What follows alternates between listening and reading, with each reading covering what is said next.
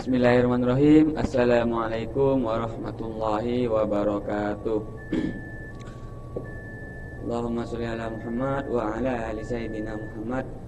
Yang saya takdimi kepada pengasuh Pondok Pesantren Zainul Hasan Genggong, yang saya hormati kepada Rektor Fakultas Islam Zainul Hasan Genggong, yakni Bapak Abdul Aziz Wahab BAMAG, yang saya hormati kepada Dekan Fakultas Tadris Umum beserta dosen pengampu. Di sini saya akan menjelaskan tentang masalah tes. Masalah tes merupakan alat ukur yang penting dalam dunia pendidikan dan pekerjaan. Namun, dalam pelaksanaannya, tes juga dapat menimbulkan berbagai masalah yang perlu diperhatikan dan diatasi. Pengertian tes menurut beberapa ahli. Menurut Suharismi Arikunto, tes adalah serangkaian pertanyaan atau latihan yang digunakan untuk mengukur keterampilan,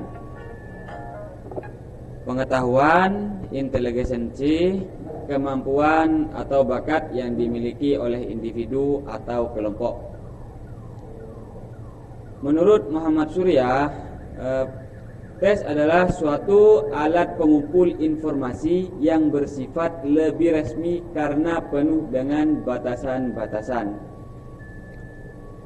Kalau menurut Mulyasa, tes adalah suatu cara untuk mengadakan penilaian yang berbentuk suatu tugas atau serangkaian tugas yang harus dikerjakan oleh peserta didik sehingga menghasilkan nilai tentang tingkah laku atau prestasi.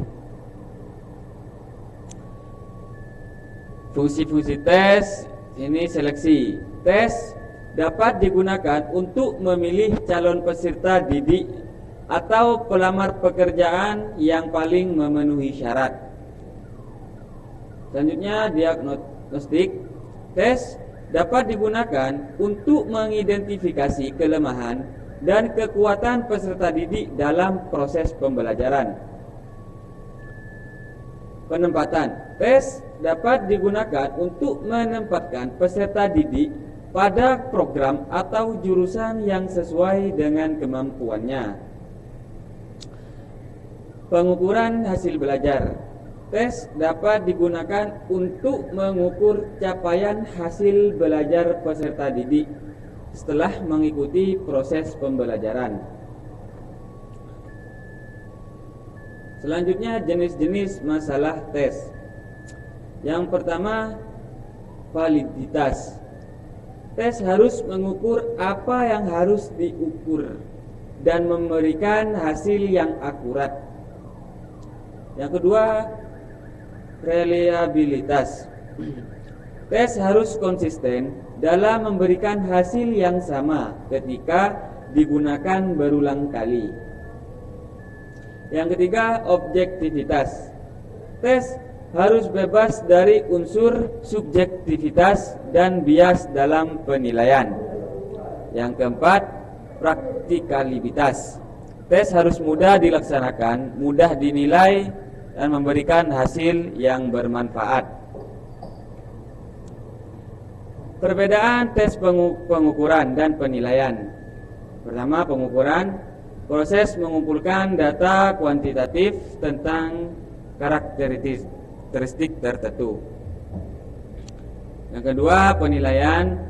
Proses menginterpretasikan data pengukuran untuk membuat keputusan. Yang ketiga, ada evaluasi. Proses menentukan nilai atau kualitas berdasarkan penilaian yang dilakukan.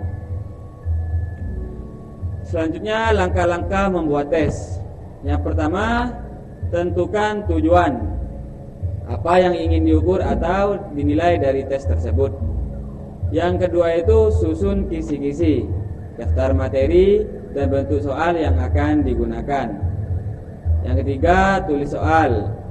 Buat butir-butir soal yang sesuai dengan kisi-kisi. Yang keempat, telaah dan revisi. Periksa kembali dan perbaiki apa yang diperlukan. Kesimpulannya, kunci tes merupakan alat ukur yang penting, namun juga memiliki masalah yang harus diatasi. Memahami konsep tes, fungsi, jenis masalah, dan langkah-langkah pembuatan tes. Tujuan di sini, tes harus dirancang dengan baik agar mencapai tujuan yang diinginkan. Baik, itu saja presentasi saya. Jika ada kata-kata yang kurang baik, saya mohon maaf. Terima kasih. Saya tutup. Assalamualaikum warahmatullahi wabarakatuh.